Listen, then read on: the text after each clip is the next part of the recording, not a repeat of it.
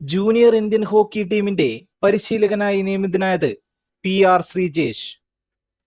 അതിക്രമങ്ങൾക്കിരയാകുന്ന സ്ത്രീകൾക്ക് അടിയന്തര സഹായവും പിന്തുണയും ഉറപ്പാക്കുന്ന Kudumbashree help desk Snehitha.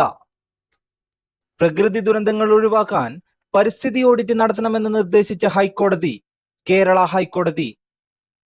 The Bahrain Kerala സമാജത്തിന്റെ കലാകുലപതി പുരസ്കാരത്തിന് അർഹനായത് T പത്മനാഭൻ.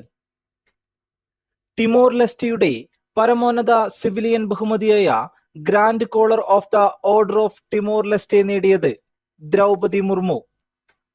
മുൻ മുഖ്യമന്ത്രി C അച്യുതമേനോന്റെ വെങ്കല പ്രതിമ അനാവരണം ചെയ്തത് എവിടെയാണ്? തിരുവനന്തപുരം. വിദ്യാർത്ഥികളിൽ സംരംഭകത്വ സംസ്കാരം വളർത്തുക എന്ന ലക്ഷ്യത്തോടെ സംസ്ഥാനത്തെ വിദ്യാഭ്യാസ സ്ഥാപനങ്ങളിൽ വ്യവസായക വകുപ്പ് ആരംഭിച്ച പദ്ധതി ഡ്രീം വെസ്റ്റർ.